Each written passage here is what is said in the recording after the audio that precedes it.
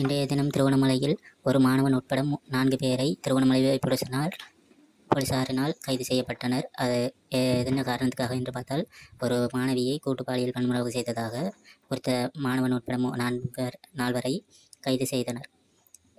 குறித்த விடயம் என்னவென்று பார்த்தால், டிக்டாக் மூலமாக குறித்த மாணவனுடன் பழக்கம் ஏற்பட்டு தனிமையில் சந்திக்க வேண்டும் என மாணவன் அழைத்தபோது அவர் திருவண்ணாமலை கடற்கரைக்கு சென்ற நேரம் மேலும் 3 பேர் அவரை காட்டுப்பகுதிக்கு அழைத்து சென்று பாலியல் வன்முறை செய்ததாக மாணவி போலீசாரிடம் முறைப்பாடு செய்து குறித்த மாணவன் உட்பட 4 பேரை சிறையில் அடைக்கப்பட்ட சம்பவம் ஒன்று திருவண்ணாமலை பதிவாகிறது. இந்த சம்பவம் நாங்கள் கொஞ்சம் ஆழமாக சிந்திக்க வேண்டிய ஒரு செய்தியாக பார்க்கப்படுகிறது.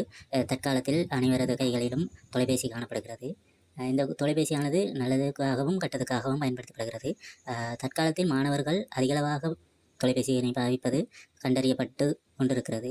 இதனை பெற்றோர்கள் அவர்களது தொலைபேசியை கண்காணிக்க வேண்டும். மற்றது அவர்கள் அதிகளவாக தொலைபேசியை பாவிக்கின்றதை கட்டுப்படுத்துவதாக பெற்றோர்கள் காணப்பட வேண்டும். அது மட்டுமல்லாது மாணவர்களும் அது மட்டுமல்லாது ஏதாவது தங்களுக்கு அநீதிகள் நடக்கின்ற போது தங்களது பெற்றோர்களிடம் அதனை பற்றி தெரிவிக்க வேண்டும். நமது பாதுகாப்பு நமது கையில். அதனை புரிந்து கொண்டு மாணவர்கள் குறிப்பாக பெண்கள் இந்த விடயங்களில் கொஞ்சம் அக்கறை ஏற்படுதல் நன்றாக இருக்கும்.